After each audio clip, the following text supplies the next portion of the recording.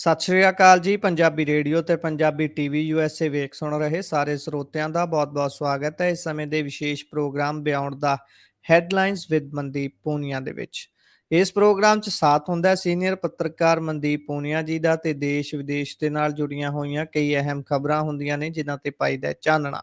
ਸੋ ਕਰਦੇ ਹਾਂ ਪ੍ਰੋਗਰਾਮ 'ਚ ਪੂਨੀਆ ਜੀ ਦਾ ਸਵਾਗਤ, ਫਿਰ ਰੁੱਖ ਖਬਰਾਂ ਦਾ ਕਰਾਂਗੇ। ਬਹੁਤ-ਬਹੁਤ ਸਵਾਗਤ ਹੈ ਪੂਨੀਆ ਜੀ। ਜੀ ਸ਼ੁਕਰੀਆ। ਸਤਿ ਸ੍ਰੀ ਅਕਾਲ ਗੁਰਪ੍ਰੀਤ। ਸਤਿ ਸ਼੍ਰੀ ਅਕਾਲ ਜੀ। ਸਭ ਤੋਂ ਪਹਿਲਾਂ ਆਪਾਂ ਖਬਰ ਤੇ ਚੱਲਦੇ ਹਾਂ ਬਿਹਾਰ ਇਲੈਕਸ਼ਨਸ ਦੇ ਨਾਲ ਜਿਹੜੀ ਜੁੜੀ ਹੋਈ ਹੈ। ਖਬਰਾਂ ਬਹੁਤ ਸਾਰੀਆਂ ਨੇ। ਸਭ ਤੋਂ ਪਹਿਲਾਂ ਬਿਹਾਰ ਦੀ ਗੱਲ ਤੋਰੀਏ ਤਾਂ ਸਮਸਤੀਪੁਰ ਦੇ ਵਿੱਚ ਸੜਕ ਦੇ ਉੱਪਰ ਖਿਲਰੀਆਂ ਮਿਲੀਆਂ ਨੇ ਵੀਵੀਪੈਟ ਪਰਚੀਆਂ। ਇਹ ਉਹ ਮਸ਼ੀਨ ਹੁੰਦੀ ਹੈ ਜਿਹੜੀ ਬਿਲਕੁਲ ਨਾਲ ਜੁੜੀ ਹੁੰਦੀ ਹੈ ਉਸ ਮਸ਼ੀਨ ਦੇ, ਜਿੱਥੇ ਇਲੈਕਟ੍ਰੋਨਿਕ ਮਸ਼ੀਨ ਤੇ ਅਸੀਂ ਬਟਨ ਨੱਪਦੇ ਹਾਂ ਉਸ ਤੋਂ ਬਾਅਦ ਸਾਨੂੰ ਦੂਸਰੀ ਮਸ਼ੀਨ ਦੇ ਵਿੱਚ ਪਰਚੀ ਨਜ਼ਰ ਆਉਂਦੀ ਹੈ ਜਿਸ ਦੇ ਉੱਪਰ ਸਿੰਬਲ ਬਣਿਆ ਹੁੰਦਾ ਜਿਹੜੀ ਵੀ ਚੀਜ਼ ਨੂੰ ਤੁਸੀਂ ਵੋਟ, ਜਿਹੜੀ ਵੀ ਪਾਰਟੀ ਨੂੰ ਤੁਸੀਂ ਵੋਟ ਪਾਉਂਦੇ ਹੋ। ਤੇ ਇਹ ਜਦੋਂ ਹੁਣ ਖਿਲਰੀਆਂ ਹੋਈਆਂ ਮਿਲੀਆਂ ਨੇ ਤਾਂ ਕਈ ਤਰ੍ਹਾਂ ਦੇ ਸ਼ੰਕੇ ਸ਼ੱਕ ਲੋਕਾਂ ਦੇ ਮਨਾਂ ਦੇ ਵਿੱਚ ਜ਼ਾਹਰ ਹੋਣਗੇ। ਸਿਰਫ ਲੋਕਾਂ ਦੇ ਹੀ ਨਹੀਂ, ਜਿਹੜੀਆਂ ਪਿੰਡ ਦੇ ਵਿੱਚ ਨਿੱਤਰੀਆਂ ਹੋਈਆਂ ਪਾਰਟੀਆਂ ਨੇ ਸਾਰੀਆਂ ਨੂੰ ਇਸ ਗੱਲ ਦਾ ਰੰਜ ਹੋਊ ਵੀ ਗੱਲ ਬਣ ਕੀ ਗਈ। ਪਾਇਓ ਜਰਾ ਚਾਨਣਾ ਪੂਨੀਆ ਜੀ ਕਿ ਕੌਣ ਇਸ ਨੂੰ ਗਲਤ ਦੱਸ ਰਿਹਾ ਹੈ, ਕੌਣ ਹਾਲੇ ਤੱਕ ਚੁੱਪ ਹੈ, ਇਲੈਕਸ਼ਨ ਕਮਿਸ਼ਨ ਇਸ ਤੇ ਕੀ ਕਹਿ ਰਿਹਾ ਹੈ ਤੇ ਪ੍ਰਸ਼ਾਸਨ ਨੇ ਇਹਨਾਂ ਪਰਚੀਆਂ ਨੂੰ ਕਿਵੇਂ ਨਜਿੱਠਿਆ। ਕੋਈ ਮਾਮਲਾ ਦਰਜ ਹੋਊਗਾ ਜਾਂ ਫਿਰ ਗੱਲ ਕੋਈ ਹੋਰ ਹੋਊ? ਜੀ ਠੀਕ ਦੱਸਿਆ ਤੁਸੀਂ। ਜਿਹੜਾ ਈਵੀਐਮ ਵਾਲੀ ਪਰਚੀਆਂ ਹੁੰਦੀਆਂ ਨੇ, ਈਵੀਐਮ ਉਹਨੂੰ ਵੀਵੀਪੈਟ ਕਿਹਾ ਜਾਂਦਾ ਗਾ, ਤੇ ਉਹ ਖਿਲਰੀਆਂ ਹੋਈਆਂ ਮਿਲੀਆਂ ਨੇ ਦੋ। ਹਜੇ ਤੱਕ ਜਿਹੜੀ ਖਬਰ ਆ ਰਹੀ ਹੈ ਕਿ ਇਲੈਕਸ਼ਨ ਕਮਿਸ਼ਨ ਨੇ ਐਕਸ਼ਨ ਵੀ ਲਿਆ ਹੈ, 2 ਕਰਮਚਾਰੀਆਂ ਨੂੰ ਸਸਪੈਂਡ ਕਰ ਦਿੱਤਾ ਗਿਆ ਹੈਗਾ ਤੇ ਜਵਾਬ ਮੰਗੇ ਜਾ ਰਹੇ ਨੇ। ਹੁਣ ਜਿਸ ਹਿਸਾਬ ਨਾਲ ਇਹ ਖਿਲਰੀਆਂ ਹੋਈਆਂ ਮਿਲੀਆਂ ਨੇ, ਉਹ ਤੋਂ ਇਹ ਸਵਾਲ ਤਾਂ ਉੱਠਦੇ ਹੀ ਨੇ ਕਿ ਜਿਹੜਾ ਇਲੈਕਸ਼ਨ ਕਮਿਸ਼ਨ ਹੈ ਉਹ ਠੀਕ ਤਰੀਕੇ ਨਾਲ, ਠੀਕ ਢੰਗ ਨਾਲ ਜਿਹੜਾ ਹੈ ਉੱਥੇ ਬਿਹਾਰ ਦੇ ਵਿੱਚ ਇਲੈਕਸ਼ਨ ਨੂੰ ਮੈਨੇਜ ਨਹੀਂ ਕਰ ਰਿਹਾ। ਆਰਜੇਡੀ ਜਿਹੜੀ ਲਾਲੂ ਯਾਦਵ ਦੀ ਪਾਰਟੀ ਹੈ, ਉਹਨੇ ਟਵਿੱਟਰ ਤੇ ਲਿਖਿਆ ਵੀ ਇਸ ਦੇ ਬਾਰੇ। ਉਹਨਾਂ ਨੇ ਦੱਸਿਆ ਕਿ ਸਮਸਤੀਪੁਰ ਦੀ ਜਿਹੜੀ ਵਿਧਾਨ ਸਭਾ ਹੈ ਸਰਾਏ ਰੰਜਨ, ਉਹਦੇ 'ਚ ਇਹ ਸਾਰਾ ਕੁਝ ਵਾਪਰਿਆਗਾ ਤੇ ਜੇ ਇਹ ਕੁਝ ਹੋ ਰਿਹਾਗਾ ਤਾਂ ਫਿਰ ਦੱਸੋ ਕਿ ਚੋਣ ਆਯੋਗ ਤੇ ਕਿਵੇਂ ਯਕੀਨ ਕੀਤਾ ਜਾਵੇ। ਆਰਜੇਡੀ ਨੇ ਉਹਨਾਂ ਨੂੰ ਚੋਣ ਆਯੋਗ ਦੀ ਥਾਂ ਤੇ ਚੋਰ ਆਯੋਗ ਕਿਹਾ ਹੈਗਾ। ਵੋਟ ਚੋਰੀ ਦੇ ਆਰੋਪ ਉਹਨਾਂ ਤੇ ਪਹਿਲੇ ਹੀ ਲੱਗ ਰਹੇ ਨੇ ਚੋਣ ਆਯੋਗ ਤੇ ਹੁਣ ਉਹਨਾਂ ਨੂੰ ਚੋਰ ਆਯੋਗ ਉਹਨਾਂ ਵੱਲੋਂ ਕਿਹਾ ਗਿਆ ਹੈਗਾ। ਤੇ ਇਲੈਕਸ਼ਨ ਕਮਿਸ਼ਨ ਨੂੰ ਬੀਜੇਪੀ ਦੀ ਸੀ ਟੀਮ ਕਿਹਾ ਹੈ। ਕਹਿ ਲਈਏ ਕਿ ਆਪਾਂ ਬੀ ਟੀਮ ਵੀ ਨਹੀਂ, ਸੀ ਟੀਮ ਕਹਿ ਰਹੇ ਨੇ। ਤੇ ਸੀ ਇਸ ਕਰਕੇ ਸੀ ਤੋਂ ਚੋਰ ਬਣਦਾ, ਸੀ ਫॉर ਚੋਰ, ਤੇ ਚੋਰ ਟੀਮ ਉਹਨਾਂ ਨੂੰ ਕਿਹਾ ਜਾ ਰਿਹਾ ਹੈਗਾ ਜੀ। ਜੀ ਅੱਗੇ ਇਸ ਤੋਂ ਚੱਲਦੇ ਹਾਂ ਤਾਂ ਗੱਲ ਕਾਂਗਰਸ ਦੀ ਕਰ ਲੈਂਦੇ ਹਾਂ। ਕਾਂਗਰਸ ਪੁੱਛ ਰਹੀ ਹੈ ਕਿ ਸ਼ਾਹ ਹੋਟਲ ਦੇ ਵਿੱਚ ਲੋਕੇ ਕਿਸ ਨੂੰ ਮਿਲ ਰਹੇ ਨੇ। ਇਹ ਜਿਹੜੀ ਸਾਰੀ ਗੱਲਬਾਤ ਕਿਉਂ ਉੱਠ ਰਹੀ ਹੈ ਜੀ? ਸੀਸੀਟੀਵੀ ਵਾਲਾ ਕੀ ਮਾਮਲਾ ਹੈ ਸਾਰਾ? ਦੇਖੋ, ਅਮਿਤ ਸ਼ਾਹ ਪਟਨਾ ਦੇ ਵਿੱਚ ਜਿਹੜੇ ਹੋਟਲ 'ਚ ਰੁਕੇ ਹੋਏ ਸੀ, ਉਹਦੇ ਸਾਰੇ ਜਿਹੜੇ ਸੀਸੀਟੀਵੀ ਸੀ ਉਹਨਾਂ ਨੂੰ ਅਖਬਾਰਾਂ ਨਾਲ ਕਵਰ ਕੀਤਾ ਹੋਇਆ ਸੀਗਾ। ਤੇ ਇਹਦੇ ਤੇ ਫਿਰ ਕਾਂਗਰਸ ਵਾਲੇ ਉੱਥੇ ਪਹੁੰਚੇ, ਉਹਨਾਂ ਨੇ ਦੇਖਿਆ ਕਿ ਲਿਫਟ ਦਾ ਕੈਮਰਾ ਹੋਇਆ, ਹੋਰ ਕੋਈ ਸੀਸੀਟੀਵੀ ਕੈਮਰਾ ਹੋਏ, ਸਾਰਿਆਂ ਤੇ ਉਹਨਾਂ ਨੇ ਅਖਬਾਰ ਲਵੇਟ ਰੱਖੇ ਨੇ।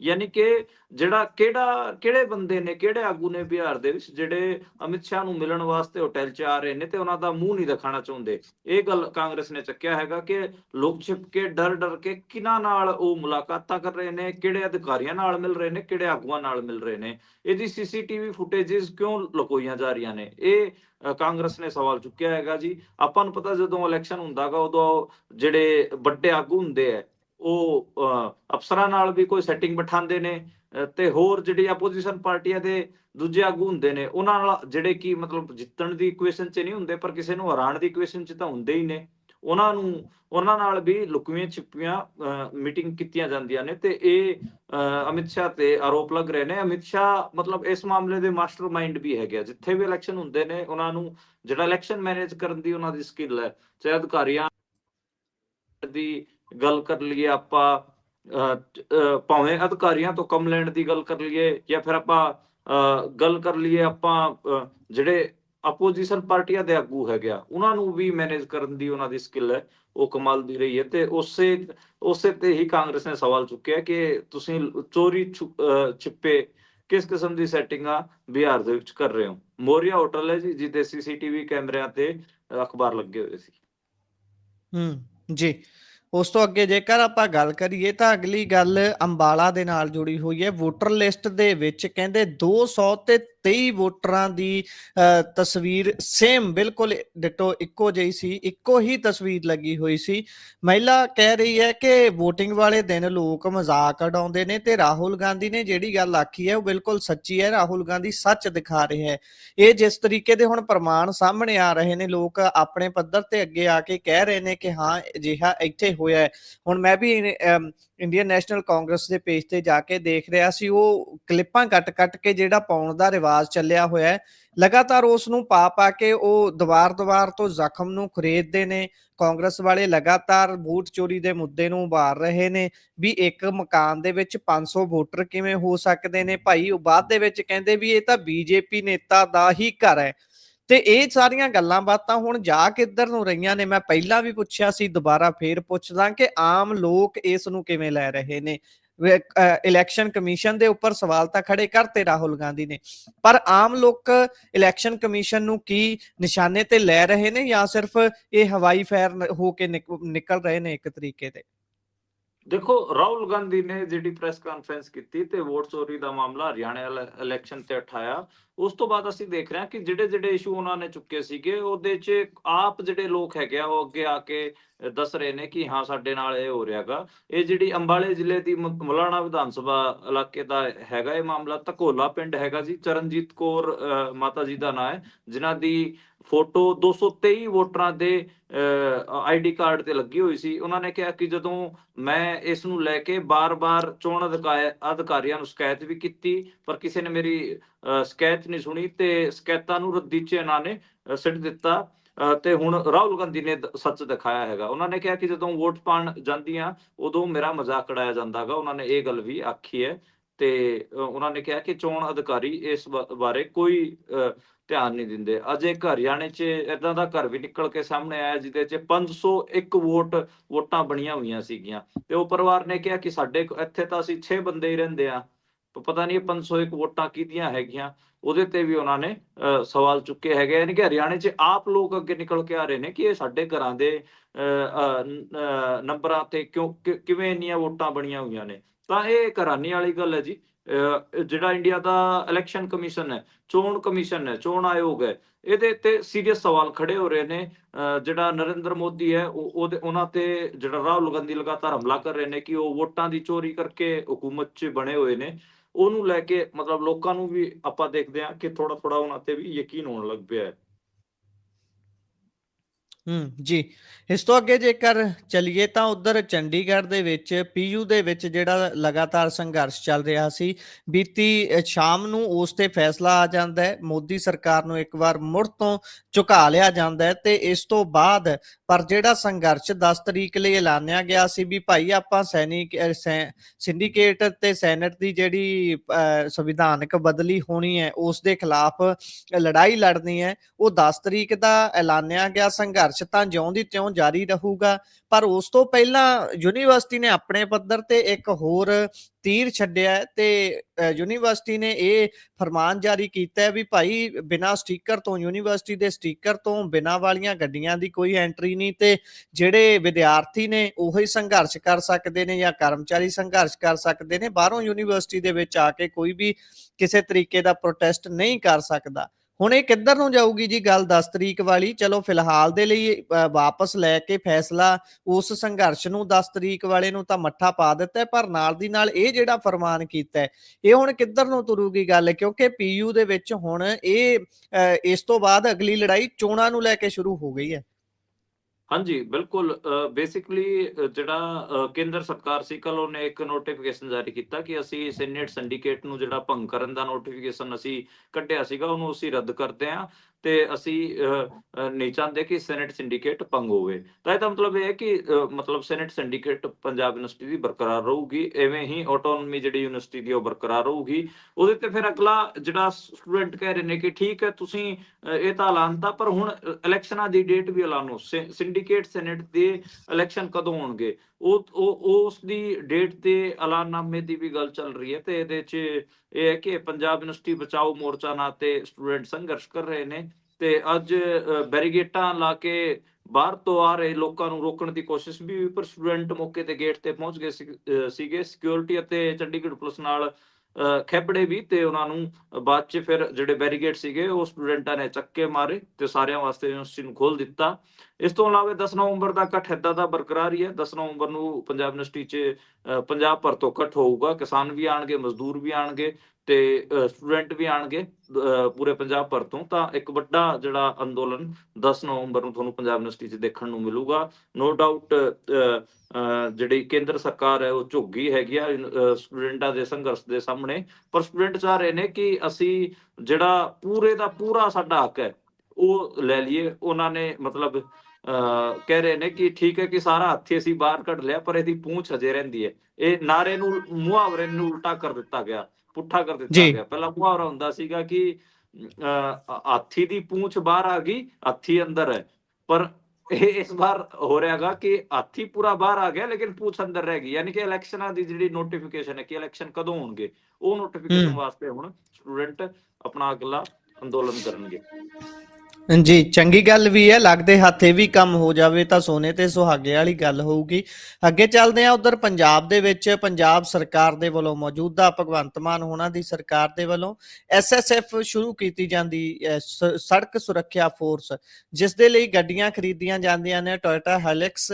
ਤੇ ਉਸ ਤੋਂ ਬਾਅਦ ਇਹਨਾਂ ਨੂੰ ਲੈ ਕੇ ਸੁਖਪਾਲ ਖਹਿਰਾ ਹੁਣੀ ਮੁੱਦਾ ਚੱਕਦੇ ਨੇ ਵੀ ਭਾਈ ਇਹਨਾਂ ਤੇ ਤਾਂ ਖਾਸਾ ਡਿਸਕਾਊਂਟ ਮਿਲ ਜਾਂਦਾ ਹੈ ਤੇ ਪੰਜਾਬ ਸਰਕਾਰ ਨੇ ਤਾਂ ਇਹ ਗੱਡੀਆਂ ਲਈਆਂ ਵੀ ਪੂਰੀ ਬਲਕ ਦੇ ਵਿੱਚ ਸੀ, ਕਾਫੀ ਗੱਡੀਆਂ ਲਈਆਂ ਨੇ ਤੇ ਖਾਸਾ ਡਿਸਕਾਊਂਟ ਮਿਲਣਾ ਚਾਹੀਦਾ ਸੀ, ਪਰ ਡਿਸਕਾਊਂਟ ਤੋਂ ਬਿਨਾਂ ਹੀ ਉਹਨਾਂ ਨੂੰ ਫੁੱਲ ਅਮਾਉਂਟ ਦੇ ਕੇ ਖਰੀਦਿਆ ਗਿਆ, ਜਿਸ ਦਾ ਮੁੱਦਾ ਹੁਣ ਆਖਰਕਾਰ ਜਾਂਚ ਵਿੱਚ ਆ ਗਿਆ, ਜਾਂਚ ਦੇ ਘੇਰੇ 'ਚ ਆ ਗਿਆ ਜੀ। ਇਹ ਸਾਰੀ ਗੱਲਬਾਤ ਕਿੱਥੋਂ ਤੁਰੀ ਸੀ, ਕਿੱਥੇ ਤੱਕ ਪਹੁੰਚੀ ਹੈ, ਪਾਇਓ ਚਾਨਣਾ।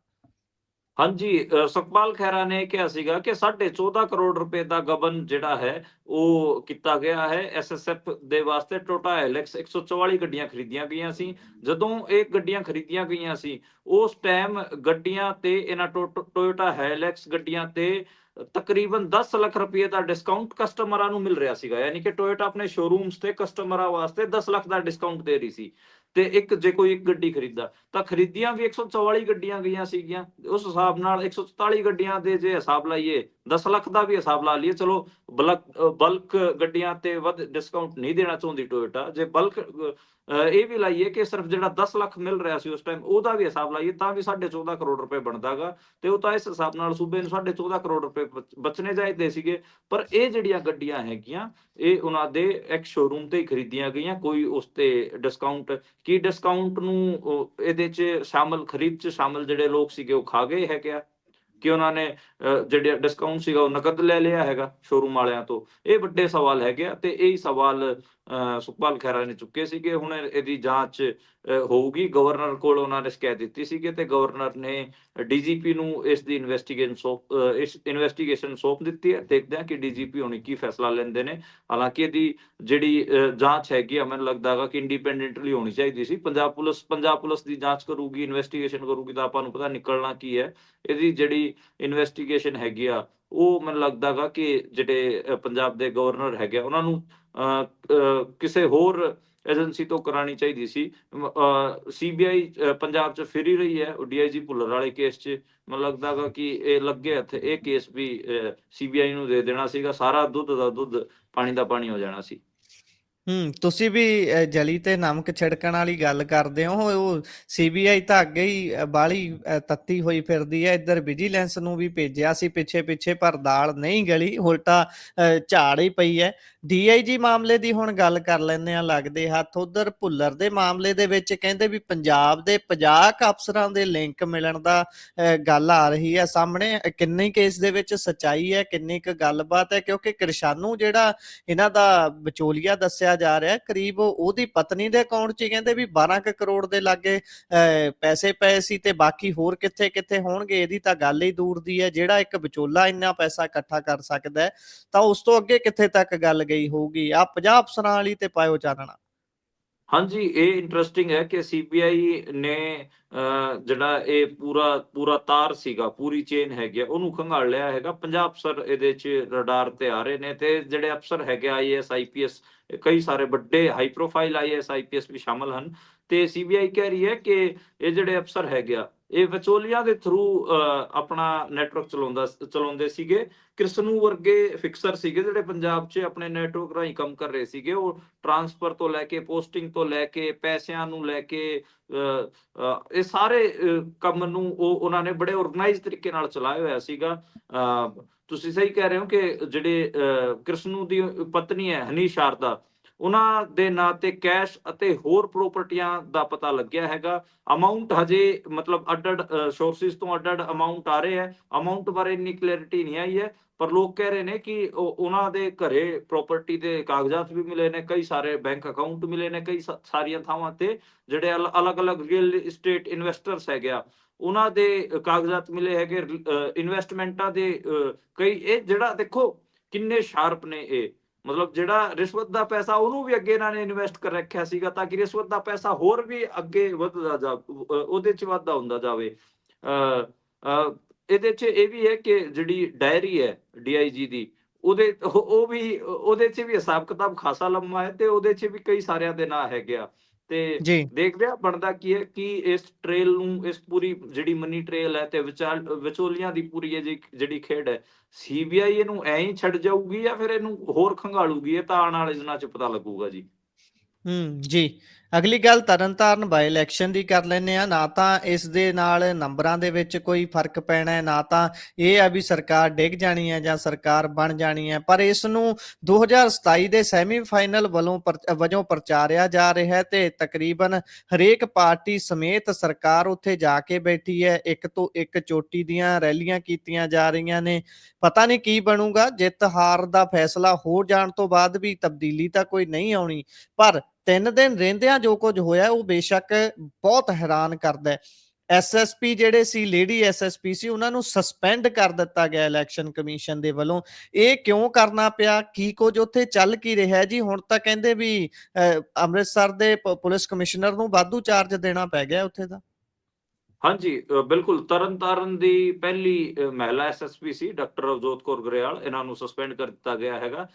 ਸ਼੍ਰੋਮਣੀ ਅਕਾਲੀ ਦਲ ਨੇ ਉਹਨਾਂ ਦੇ ਖਿਲਾਫ ਮੁੱਖ ਚੋਣ ਆਯੋਗ ਅਧਿਕਾਰੀ ਨੂੰ ਸਿਬਿਨ ਸੀ ਨੂੰ ਸ਼ਿਕਾਇਤ ਦਿੱਤੀ ਸੀ। ਉਹਦੇ 'ਚ ਉਹਨਾਂ ਨੇ ਲਿਖਿਆ ਸੀਗਾ ਕਿ ਇਹ ਜਿਹੜੀ SSP ਹੈ ਆਮ ਆਦਮੀ ਪਾਰਟੀ ਦੀ ਕਠਪੁਤਲੀ ਬਣ ਕੇ ਅਕਾਲੀ ਦਲ ਦੇ ਕਾਰਜਕਰਤਾਵਾਂ ਤੇ ਝੂਠੇ ਮੁਕੱਦਮੇ ਦਰਜ ਕਰ ਰਹੀ ਹੈ, ਉਹਨਾਂ ਨੂੰ ਗ੍ਰਿਫਤਾਰ ਕਰ ਰਹੀ ਹੈ। ਸਰਪੰਚਾਂ ਤੱਕ ਇਹਨਾਂ ਨੇ ਝੂਠੇ ਮੁਕੱਦਮੇ ਦੇ ਦਿੱਤੇ ਹੈ। ਤੇ SSP ਜਿਹੜੀ ਗਰੇਵਾਲ ਹੈ, ਉਹਦੇ ਇਲਾਵੇ 2 DSP ਵੀ ਸੀਗੇ, ਉਹਨਾਂ ਦੇ ਵੀ ਤਬਾਦਲੇ ਦੀ ਮੰਗ ਕੀਤੀ ਗਈ ਸੀਗੀ। ਤੇ ਅਕਾਲੀ ਦਲ ਦੀ ਜਿਹੜੇ ਐਡਵੋਕੇਟ ਹੈਗੇ ਅਰਸ਼ਦੀਪ ਸਿੰਘ ਕਲੇਰ, ਉਹਨਾਂ ਨੇ ਦਿੱਲੀ ਦੇ ਵਿੱਚ ਵੀ ਚੋਣ ਆਯੋਗ ਨੂੰ ਇਸ ਮਾਮਲੇ ਦੀ ਸ਼ਿਕਾਇਤ ਭੇਜੀ ਸੀਗੀ।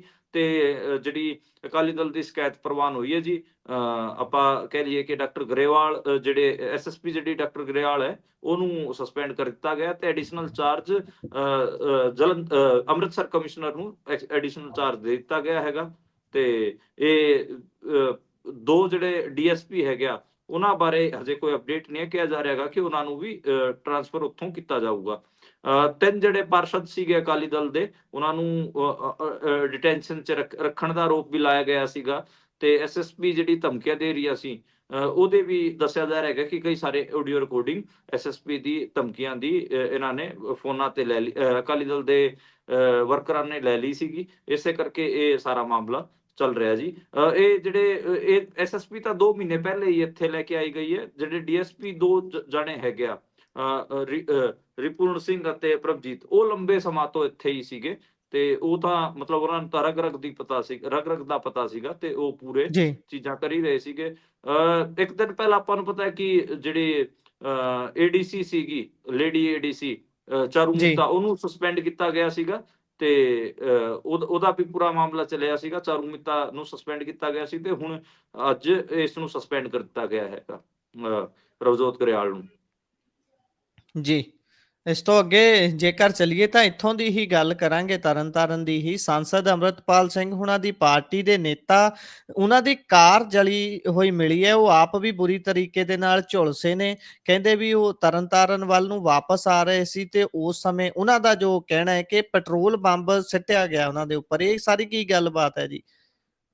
ਹਾਂਜੀ, ਇਹਦੇ 'ਚ ਇਹ ਨਿਕਲ ਕੇ ਆਇਆ ਕਿ ਅੰਮ੍ਰਿਤਪਾਲ ਸਿੰਘ ਹੁਣਾਂ ਦੀ ਪਾਰਟੀ ਦੇ ਜਿਹੜੇ ਕੈਂਡੀਡੇਟ ਹੈਗੇ, ਉਹਨਾਂ ਦਾ ਜਿਹੜਾ ਇਲੈਕਸ਼ਨ ਇੰਚਾਰਜ ਹੈ, ਉਹਨੇ ਆਰੋਪ ਲਾਇਆ, ਸੁਖਦੇਵ ਸਿੰਘ ਉਹਨਾਂ ਦਾ ਨਾਂ ਹੈਗਾ। ਤੇ ਉਹਨਾਂ ਨੇ ਕਿਹਾ ਕਿ ਮੇਰੀ ਗੱਡੀ ਤੇ ਪੈਟਰੋਲ ਬੰਬ ਸਿੱਟਿਆ ਗਿਆ ਤੇ ਉਸੇ ਕਰਕੇ ਮੇਰੀ ਸਾਰੀ ਜਿਹੜੀ ਗੱਡੀ ਹੈ ਉਹ ਸੜ ਗਈ ਹੈਗੀ ਆ, ਉਹ ਵੀ ਇਹਦੇ 'ਚ ਅਫੈਕਟਿਡ ਹੋਏ ਨੇ ਤੇ ਸਾਰੀ ਜਿਹੜੀ ਉਹਨਾਂ ਦੀ ਗੱਡੀ ਹੈਗੀ ਆ ਉਹ ਜਲ ਕੇ ਖਾਕ ਹੋ ਗਈ ਹੈਗੀ ਆ। ਇਹ ਗੱਲ ਉਹਨਾਂ ਵੱਲੋਂ ਆਖੀ ਗਈ ਹੈ ਤੇ ਜਿਹੜੇ ਅੰਮ੍ਰਿਤਸਰ ਦੇ ਡੀਸੀਪੀ ਹੈ ਰਵਿੰਦਰਪਾਲ ਸੰਧੂ, ਉਹਨਾਂ ਦਾ ਕਹਿਣਾ ਹੈ ਕਿ ਗੱਡੀ ਸੜਕ ਕਿਨਾਰੇ ਖੜੀ ਸੀ, ਹੈਂਡ ਬ੍ਰੇਕ ਲੱਗਿਆ ਹੋਇਆ ਸੀ। ਹਜੇ ਇਸ ਦੀ ਹਰੇਕ ਪਹਿਲੂ ਦੀ ਜਾਂਚ ਕੀਤੀ ਜਾ ਰਹੀ ਹੈ। ਪੈਟਰੋਲ ਬੰਬ ਦਾ ਐਂਗਲ ਵੀ ਤਲਾਸ਼ਿਆ ਜਾ ਰਿਹਾ ਹੈਗਾ। ਦੇਖਦੇ ਹਾਂ ਕਿ ਇਹਦੇ 'ਚ ਮਤਲਬ ਬਣਦਾ ਕੀ ਹੈ। ਬੇਸਿਕਲੀ ਜਿਹੜੇ ਸੁਖਦੇਵ ਸਿੰਘ ਹੈਗੇ ਆ ਉਹ ਗੁਰਦਾਸਪੁਰ ਦੇ ਰਹਿਣ ਵਾਲੇ ਨੇ ਤੇ ਮਨਦੀਪ ਖਾਲਸਾ ਦੇ ਚੋਣ ਇੰਚਾਰਜ ਹੈਗੇ ਆ ਉਹ। ਤੇ 6 ਨਵੰਬਰ ਨੂੰ ਤਰਨਤਾਰਨ ਵਾਪਸ ਪਰਤ ਰਹੇ ਸੀਗੇ।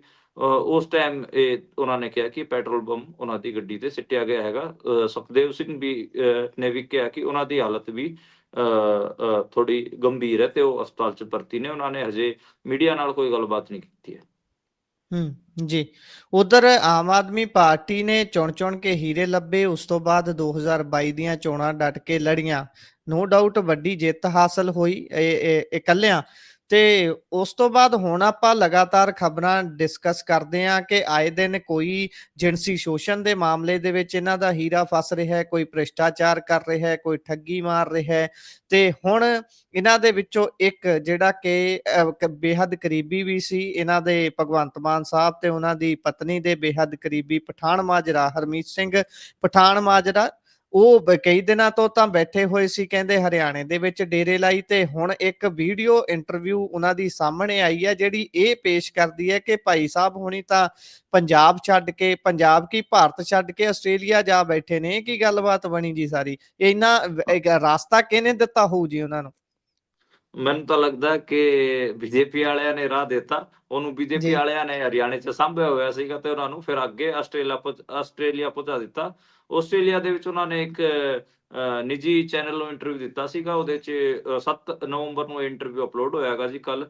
ਤੇ ਉਹਦੇ 'ਚ ਉਹਨਾਂ ਨੇ ਇਹ ਕਿਹਾ ਕਿ ਜਿਹੜੇ ਸੂਬੇ ਦੇ ਮੰਤਰੀ ਹੈ, ਐਮਐਲਏ ਹੈ, ਉਹ ਤਾਂ ਡੰਮੀ ਬਣ ਕੇ ਰਹਿ ਗਏ ਹੈਗੇ। ਇਹਨਾਂ ਦੀ 5 ਪੈਸੇ ਦੀ ਔਕਾਤ ਨਹੀਂ ਹੈ।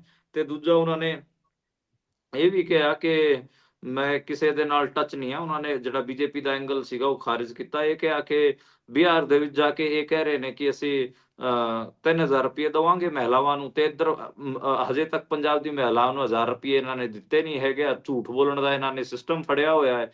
ਹੋਰ ਵੀ ਕਈ ਆਰੋਪ ਲਾਏ ਉਹਨਾਂ ਨੇ। ਆਪਾਂ ਨੂੰ ਪਤਾ ਕਿ ਉਹਨਾਂ ਤੇ ਆਰੋਪ ਇਹ ਹੈ ਕਿ ਉਹਨਾਂ ਨੇ ਇੱਕ ਮਹਿਲਾ ਨਾਲ ਧੋਖਾ ਕੀਤਾ ਹੈ, ਤਲਾਕਸ਼ੁਦਾ ਦੱਸ ਕੇ ਆਪਣੇ ਆਪ ਨੂੰ, ਤੇ ਉਹਨਾਂ ਨਾਲ ਵਿਆਹ ਕਰਨ ਦਾ ਮਾਮਲਾ ਹੈਗਾ।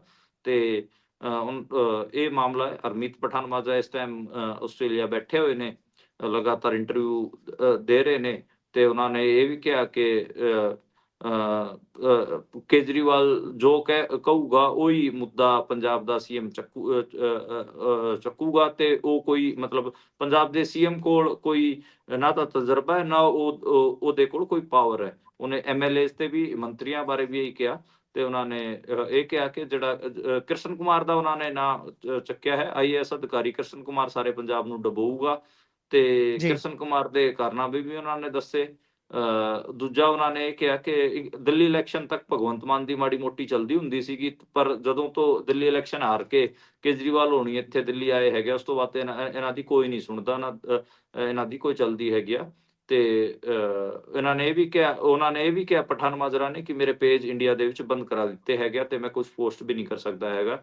ਉਹਨਾਂ ਨੇ ਕਿਹਾ ਕਿ 1-2 ਜਣੇ ਸੀਗੇ ਜਿਹੜਾ ਮਾੜਾ ਮੋਟਾ ਠੀਕ ਕੰਮ ਕਰਦੇ ਸੀਗੇ, ਪਰ ਉਹਨਾਂ ਦੀ ਵੀ ਚੱਲਣੋਂ ਇਹਨਾਂ ਨੇ ਹਟਾ ਦਿੱਤੀ ਹੈ। ਇਹ ਗੱਲ ਉਹਨਾਂ ਮਤਲਬ ਬੇਸਿਕਲੀ ਕਈ ਸਾਰੇ ਆਰੋਪ ਲਾਏ ਨੇ। ਖਾਸਾ ਲੰਬਾ ਇੰਟਰਵਿਊ ਹੈ ਜੀ। ਮੈਂ ਕੁਝ ਜਿਹੜੇ ਪੁਆਇੰਟ ਨੋਟ ਕੀਤੇ ਸੀ ਉਹ ਤੁਹਾਨੂੰ ਦੱਸੇ। ਜੀ। ਉਧਰ ਪੰਜਾਬ ਸਰਕਾਰ ਨੇ ਆਖਿਰਕਾਰ ਇਹ ਕਿਉਂ ਤੇ ਕਿਵੇਂ ਮੰਨ ਲਿਆ ਕਿ ਜ਼ੀਰੇ ਵਾਲੀ ਫੈਕਟਰੀ, ਜਿੱਥੇ ਲਗਾਤਾਰ 40 ਤੋਂ ਜ਼ਿਆਦਾ ਮਹੀਨੇ ਹੋ ਚੁੱਕੇ ਨੇ ਸੰਘਰਸ਼ ਕਰਦਿਆਂ, ਉੱਥੇ ਸੰਘਰਸ਼ ਕਮੇਟੀ ਨੂੰ, ਪਿੰਡਾਂ ਵਾਲਿਆਂ ਨੂੰ, ਤੇ ਇਹ ਹੁਣ ਮੰਨ ਰਹੇ ਨੇ ਵੀ ਭਾਈ ਉਹ ਸੱਚੀ ਪ੍ਰਦੂਸ਼ਣ ਫੈਲਾਉਂਦੀ ਹੈ? ਹਾਂਜੀ, ਐਨਜੀਟੀ ਦੇ ਸਾਹਮਣੇ ਪੰਜਾਬ ਸਰਕਾਰ ਨੇ ਪਹਿਲੀ ਵਾਰ ਮੰਨਿਆ ਹੈ ਕਿ ਜਿਹੜੀ ਫਿਰੋਜ਼ਪੁਰ ਦੇ ਜੀਰੇ 'ਚ ਜਿਹੜੀ ਡਿਸਟਿਲਰੀ ਹੈ ਉਹਦੇ ਕਾਰਨ ਪ੍ਰਦੂਸ਼ਣ ਹੁੰਦਾ ਗਾ। ਤੇ ਜੇ ਪ੍ਰਦੂਸ਼ਣ ਰੋਕਣਾ ਹੈਗਾ ਤੇ ਫਿਰ ਉਸ ਫੈਕਟਰੀ ਨੂੰ ਸਥਾਈ ਤੌਰ ਤੇ ਪਰਮਾਨੈਂਟਲੀ ਉਹਨੂੰ ਬੰਦ ਕਰਨਾ ਹੀ ਇੱਕੋ ਰਾਹ ਹੈਗਾ। ਇਹ ਗੱਲ ਉਹਨਾਂ ਇੱਕ ਆਪਾਂ ਕਹਿ ਲਈਏ ਕਿ ਐਨਜੀਟੀ 'ਚ ਉਹਨਾਂ ਨੇ ਆਪਣਾ ਹਲਫਨਾਮਾ ਦਾਖਲ ਕਰ ਦਿੱਤਾ ਤੇ ਉਹਨੂੰ ਸਾਰਵਜਨਿਕ ਵੀ ਕੀਤਾ ਹੈਗਾ। ਇਹ ਤਾਂ ਦੇਖੋ ਲੋਕਾਂ ਦੇ ਕਰਕੇ ਹੋਇਆ ਹੈਗਾ। ਲੋਕ ਪਿਛਲੇ ਆਪਾਂ ਨੂੰ ਪਤਾ 2022 ਦੇ ਤੁਸੀਂ ਜੇ ਸਿਆਲ ਯਾਦ ਕਰੋ, ਸ਼ਾਇਦ ਜੀ। ਨਵੰਬਰ ਦਾ ਮਹੀਨਾ ਹੋਊਗਾ 2022 ਦਾ, ਉਦੋਂ ਹੀ ਇਹ ਮੋਰਚਾ ਲੱਗ ਗਿਆ ਸੀਗਾ ਤੇ ਉਸ ਤੋਂ ਬਾਅਦ ਲਗਾਤਾਰ ਸਾਲ ਬੈਠੇ ਰਹੇ ਉੱਥੇ ਤੇ ਬਾਅਦ 'ਚ ਫਿਰ ਇਹਨਾਂ ਨੇ ਉਹਨੂੰ ਉਹ ਤੇ ਤਾਲਾ ਲਾਤਾ ਸੀਗਾ, ਲੋਕ ਲਾਤਾ ਸੀਗਾ ਜੀਰਾ ਫੈਕਟਰੀ ਤੇ ਹੁਣ ਵਿੱਚੇ ਉਹ ਚੱਲ ਵੀ ਪਈ ਸੀ, ਵਿੱਚੇ ਫਿਰ ਉਹਨੂੰ ਬੰਦ ਕਰਾਤਾ ਸੀ ਪਿੰਡ ਵਾਲਿਆਂ ਨੇ ਤੇ ਹੁਣ ਲੱਗ ਰਿਹਾ ਹੈਗਾ ਕਿ ਪੱਕੇ ਤੌਰ ਤੇ ਉਹਨੂੰ ਬੰਦ ਕਰਾਉਣਾ ਪਊਗਾ ਪੰਜਾਬ ਸਰਕਾਰ ਨੂੰ, ਕਿਉਂਕਿ ਪਿੰਡਾਂ ਵਾਲੇ ਲੋਕ ਆਪਣੇ ਸੰਘਰਸ਼ ਤੋਂ ਪਿੱਛੇ ਨਹੀਂ ਹਟੇ, ਉਹ ਲਗਾਤਾਰ ਸੰਘਰਸ਼ ਕਰ ਰਹੇ ਸੀਗੇ। ਜੀ। ਇੱਕ ਹੋਰ ਕਬੱਡੀ ਖਿਡਾਰੀ ਦੀ ਕਬੱਡੀ ਖੇਡਦਿਆਂ ਹੀ ਮੌਤ ਹੋ ਗਈ ਹੈ ਜੀ, ਇਹ ਵੀਡੀਓ ਕਿੱਥੋਂ ਦੀ ਹੈ? ਹਾਂਜੀ, ਇਹ ਜਿਹੜਾ ਮਾਮਲਾ ਹੈ ਇਹ ਫਤਿਹਗੜ੍ਹ ਸਾਹਿਬ ਦੇ ਕਬੱਡੀ ਟੂਰਨਾਮੈਂਟ ਦਾ ਹੈ। ਬਿੱਟੀ ਬਲਿਆਲ ਖਿਡਾਰੀ ਦਾ ਨਾਂ ਹੈ ਤੇ ਜੀ ਉਹ ਰੇਡਾਂ ਪਾ ਰਹੇ ਸੀਗੇ ਤੇ ਉਹ ਫਿਰ ਰੇਡਾਂ ਪਾਉਂਦੇ ਹੀ ਉਹਨਾਂ ਦੀ ਡੈਥ ਹੋ ਗਈ ਹੈ। ਖੇਡਦੇ ਜਦੋਂ ਉਹਨਾਂ ਨੇ ਟੱਚ ਮਾਰਿਆ ਉਸ ਤੋਂ ਬਾਅਦ ਉਹ ਵਾਪਸ ਆ ਰਹੇ ਸੀਗੇ ਪਾਲੇ ਤੇ ਉਸ ਟਾਈਮ ਉਹਨਾਂ ਦੇ ਆਪਾਂ ਕਹਿ ਲਈਏ ਕਿ ਹਾਰਟ ਅਟੈਕ ਆਇਆ ਤੇ ਉਸ ਹਾਰਟ ਅਟੈਕ 'ਚ ਦਿਲ ਦਾ ਦੌਰਾ ਪੈਣ ਕਰਕੇ ਉਹਨਾਂ ਦੀ ਮੌਤ ਹੋਈ ਹੈ ਜੀ। ਤੁਹਾਨੂੰ ਦੱਸਾਂ ਕਿ ਬਿੱਟੂ ਬਹੁਤ ਸ਼ਾਨਦਾਰ ਖਿਡਾਰੀ ਸੀਗਾ, ਹਾਲਾਂਕਿ ਉਹਨਾਂ ਦੇ ਮਾਤਾ ਪਿਤਾ ਭਰਾ ਉਹਨਾਂ ਦੀ ਪਹਿਲਾਂ ਹੀ ਮੌਤ ਹੋ ਚੁੱਕੀ ਸੀਗੀ ਤੇ ਉਹ ਬਿੱਟੂ ਬੇਸਿਕਲੀ ਸੰਗਰੂਰ ਦੇ ਭਵਾਨੀਗੜ੍ਹ ਦੇ ਬਲਿਆਲ ਪਿੰਡ ਦੇ ਰਹਿਣ ਵਾਲੇ ਸੀਗੇ ਤੇ ਕਈ ਸਾਰੇ ਆਪਾਂ ਕਹਿ ਲਈਏ ਕਿ ਟੂਰਨਾਮੈਂਟਾਂ 'ਚ ਉਹਨਾਂ ਦਾ ਬਹੁਤ ਵਧੀਆ ਪ੍ਰਦਰਸ਼ਨ ਆਪਾਂ ਦੇਖਦੇ ਹੁੰਦੇ ਸੀ, ਲਗਾਤਾਰ ਖੇਡਦੇ ਵੀ ਹੁੰਦੇ ਸੀ। ਸਰਜਰੀ ਹੋਈ ਸੀਗੀ ਕੁਛ ਟਾਈਮ ਪਹਿਲਾਂ ਹੀ ਤੇ ਉਹਨਾਂ ਨੂੰ 3 ਸਟੰਟ ਪਏ ਸੀਗੇ ਤੇ ਉਹ ਲਗਾਤਾਰ ਖੇਡਣਾ ਉਹਨਾਂ ਨੂੰ ਇਸ ਕਰਕੇ ਪੈ ਰਿਹਾ ਸੀਗਾ ਕਿਉਂਕਿ ਪਰਿਵਾਰ ਦੀ ਹਾਲਤ, ਕਿਉਂਕਿ ਉਹਨਾਂ ਦੇ ਭਰਾ ਦੀ ਵੀ ਡੈਥ ਹੋ ਚੁੱਕੀ ਸੀ, ਵੱਡੇ ਭਰਾ ਦੀ ਉਹਨਾਂ ਦੇ ਮਾਪਿਓ ਦੀ ਵੀ ਡੈਥ ਹੋ ਚੁੱਕੀ ਸੀਗੀ ਤੇ ਉਹ ਪਰਿਵਾਰ ਦਾ ਬਾਕੀ ਜਿਹੜਾ ਸਾਰਾ ਆਪਾਂ ਕਹਿ ਲਈਏ ਕਿ ਦਾਮੋਦਰ ਸੀਗਾ ਉਹਨਾਂ ਦੇ ਕੋਲ ਹੀ ਸੀਗਾ ਤੇ ਉਹ ਰੈਡ ਜਦੋਂ ਵਾਪਸ ਆਪਣੇ ਪਾਲੇ ਵਿੱਚ ਪਰਤ ਰਹੇ ਸੀਗੇ ਉਦੋਂ ਉਹਨਾਂ ਦੀ ਡੈਥ ਹੋਈ ਹੈ ਜੀ। ਜੀ। ਉਧਰ ਭਾਜਪਾ ਪੰਜਾਬ ਦੇ ਵਿੱਚ ਪਿੰਡਾਂ ਤੱਕ ਪਹੁੰਚ ਕਰਨ ਦੇ ਲਈ ਅਲੱਗ-ਅਲੱਗ ਹਥਕੰਡੇ ਵਰਤਣਾ ਸ਼ੁਰੂ ਕਰ ਚੁੱਕੀ ਹੈ 2027 ਨੂੰ ਮੱਦੇਨਜ਼ਰ ਰੱਖਦਿਆਂ। ਹੁਣ ਪ੍ਰੋਗਰਾਮ ਕਿਹੜਾ ਲਾਂਚ ਕੀਤਾ ਹੈ ਜੀ ਇਹਨਾਂ ਨੇ? ਪੰਜਾਬ 'ਚ ਇਹਨਾਂ ਨੇ ਪਿੰਡ ਦੀ ਗੱਲ ਪ੍ਰੋਗਰਾਮ ਲਾਂਚ ਕੀਤਾ ਹੈ। ਇਹਦੇ 'ਚ ਇਹ ਅੰਮ੍ਰਿਤਸਰ ਦੇ ਪਿੰਡਾਂ ਦੀ ਪੰਚਾਇਤਾਂ 'ਚ ਸਭ ਤੋਂ ਪਹਿਲਾਂ ਪਹੁੰਚੇ ਨੇ ਤੇ ਇਹ ਹੋਰ ਵੀ ਅੱਡ-ਅੱਡ ਇਲਾਕਿਆਂ 'ਚ ਜਾਣਗੇ ਤੇ ਕੇਂਦਰ ਵੱਲੋਂ ਪਿੰਡਾਂ ਵਾਸਤੇ ਜਿਹੜੇ ਆਪਾਂ ਕਹਿ ਲਈਏ ਕਿ ਸੁਵਿਧਾਵਾਂ ਦਿੱਤੀਆਂ ਜਾ ਰਹੀਆਂ ਨੇ, ਉਹਨਾਂ ਵਾਸਤੇ ਪਿੰਡਾਂ 'ਚ ਜਾ ਰਹੇ ਨੇ। ਬੇਸਿਕਲੀ ਇਹਦੇ 'ਚ ਠੀਕ ਹੈ, ਪਿੰਡ ਦੀ ਗੱਲ ਤੁਹਾਨੂੰ ਇੱਕ ਹੋਲਿਸਟਿਕਲੀ ਲੱਗ ਰਿਹਾ ਹੋਊਗਾ ਕਿ ਸਾਰੇ ਵਿਲੇਜ ਨੂੰ ਐਡਰੈਸ ਹੋ ਰਹੇ ਹੋਣਗੇ, ਪਰ ਇਹਦੇ 'ਚ ਮੈਂ ਪਤਾ ਕੀਤਾ ਕਿ ਕੀ ਚੱਕਰ ਹੈ ਜੀ। ਪਿੰਡਾਂ 'ਚ ਇਹ ਬੇਸਿਕਲੀ ਐਸਸੀ ਭਾਈਚਾਰੇ ਤੇ ਓਬੀਸੀ ਭਾਈਚਾਰੇ 'ਚ ਰੀਚ ਬਣਾਉਣਾ ਚਾਹ ਰਹੇ ਨੇ, ਯਾਨੀ ਕਿ ਜਿਹੜਾ ਨੋਨ ਐਗਰੀਰੀਅਨ ਸੈਕਸ਼ਨ ਹੈ ਪਿੰਡਾਂ ਦਾ, ਜਿਹੜਾ ਖੇਤੀਬਾੜੀ ਨਹੀਂ ਕਰਦਾ, ਉਹ ਸੈਕਸ਼ਨ ਤੱਕ ਰੀਚ ਕਰਨਾ ਚਾਹ ਰਹੇ ਨੇ। ਉਸੇ ਵਾਸਤੇ ਇਹ ਪ੍ਰੋਗਰਾਮਾਂ ਰਾਹੀਂ ਇਹ ਜਾਣਾ ਚਾਹ ਰਹੇ ਨੇ ਤੇ ਆਪਣੇ ਆਪ ਨੂੰ ਇਹ ਵੀ ਦਿਖਾਉਣਾ ਚਾਹ ਰਹੇ ਨੇ ਕਿ ਅਸੀਂ ਪਿੰਡਾਂ ਦੀ ਫਿਕਰ ਕਰਦੇ ਹਾਂ, ਕਿਸਾਨਾਂ ਦੀ ਵੀ ਫਿਕਰ ਕਰਦੇ ਹਾਂ। ਇਹ ਬੇਸਿਕਲੀ ਪਿਛਲੇ ਲੰਬੇ ਸਮਾਂ ਤੋਂ ਪੰਜਾਬ 'ਚ ਬੀਜੇਪੀ ਜਿਹੜੀ ਹੈ ਉਹ ਸਿਰਫ ਸ਼ਹਿਰੀ ਪਾਰਟੀ ਦਾ ਹੀ ਉਹਦੇ ਤੇ ਟੈਗ ਲੱਗਿਆ ਹੋਇਆ ਹੈਗਾ ਤੇ ਉਹਨੂੰ ਜੇ ਉਹ ਇਹ ਚਾਹ ਰਹੀ ਹੈ ਕਿ ਮੈਂ ਥੋੜਾ ਹੋਰ ਵੱਧ ਪਰਫਾਰਮ ਕਰਾਂ, ਕਿਉਂਕਿ ਲੋਕ ਸਭਾ ਚੋਣਾਂ ਵੇਲੇ ਉਹਨਾਂ ਨੇ 18% ਵੋਟਾਂ ਹਾਸਲ ਕੀਤੀਆਂ ਸੀਗੀਆਂ ਤੇ ਉਹ 18% ਵੋਟਾਂ ਉਸ ਹਿਸਾਬ ਨਾਲ ਨੰਬਰ ਵਾਈਜ਼ ਤਾਂ ਬਹੁਤ ਵੱਡੀਆਂ ਲੱਗਦੀਆਂ ਨੇ, ਪਰ ਜੇ ਉਹਨਾਂ ਦਾ ਕੋਈ ਸਟਰੋਂਗ ਅਲਾਈਅੰਸ ਹੋ ਜਾਂਦਾਗਾ ਪੰਜਾਬ 'ਚ ਫਿਰ ਤਾਂ ਸ਼ਾਇਦ ਉਹਨਾਂ ਦੀ ਸੀਟਾਂ ਵੀ ਨਿਕਲ ਸਕਦੀਆਂ ਨੇ ਤੇ ਪਿੰਡਾਂ 'ਚ ਉਹ ਚਾਹ ਰਹੇ ਨੇ ਕਿ ਜਿਹੜਾ ਐਸਸੀ ਭਾਈਚਾਰਾ ਹੋ ਗਿਆ, ਓਬੀਸੀ ਭਾਈਚਾਰਾ ਹੋ ਗਿਆ ਜਾਂ ਫਿਰ ਨੋਨ ਐਗਰੀਰੀਅਨ ਭਾਈਚਾਰਾ ਹੋ ਗਿਆ ਜਿਹੜਾ ਖੇਤੀਬਾੜੀ ਨਹੀਂ ਕਰਦਾ, ਅਪਰ ਕਾਸਟ ਜਿਵੇਂ ਬਾਹਮਣ ਵਗੈਰਾ ਵੀ ਹੋ ਗਏ ਪਿੰਡਾਂ 'ਚ ਜਾਂ ਬਾਣੀਏ ਹੋ ਗਏ, ਉਹਨਾਂ ਵਿਚਕਾਰ ਉਹ ਰੀਚ ਕਰਨਾ ਚਾਹੁੰਦੇ ਨੇ। ਦੇਖਦੇ ਆ ਕਿ ਕਿੰਨੇ ਸਫਲ ਹੁੰਦੇ ਨੇ, ਪਰ ਉਹਨਾਂ ਨੇ ਜਿਹੜੇ ਪ੍ਰੋਗਰਾਮ ਹੈਗੇ ਉਹਦੇ 'ਚ ਆਪਣੇ ਜਿਹੜੇ ਵੱਡੇ ਆਗੂ ਹੈਗੇ ਉਹ ਸਾਰੇ ਇਹਨਾਂ ਪ੍ਰੋਗਰਾਮਾਂ 'ਚ ਲਾ ਦਿੱਤੇ ਹੈਗੇ ਆ ਤੇ ਇਹ ਜੀ। ਆਪਾਂ ਨੂੰ ਅਗਲੇ 1 ਸਾਲ ਦੇ ਅੰਦਰ ਦੇਖਣ ਨੂੰ ਮਿਲੂਗਾ ਕਿ ਹਰੇਕ ਪਿੰਡ 'ਚ ਰੀਚ ਕਰਨ ਦੀ ਕੋਸ਼ਿਸ਼ ਬੀਜੇਪੀ ਪੰਜਾਬ 'ਚ ਕਰੂਗੀ। ਜੀ। ਇਸੇ ਦੇ ਨਾਲ ਪ੍ਰੋਗਰਾਮ ਦਾ ਸਮਾਂ ਜਿਹੜਾ ਇੱਥੇ ਹੀ ਸਮਾਪਤ ਹੁੰਦਾ ਹੈ। ਤੁਸੀਂ ਜੁੜੇ ਜਾਣਕਾਰੀਆਂ ਸਾਂਝੀਆਂ ਕੀਤੀਆਂ, ਬਹੁਤ ਬਹੁਤ ਧੰਨਵਾਦ ਜੀ। ਧੰਨਵਾਦ ਜੀ। ਸਤਿ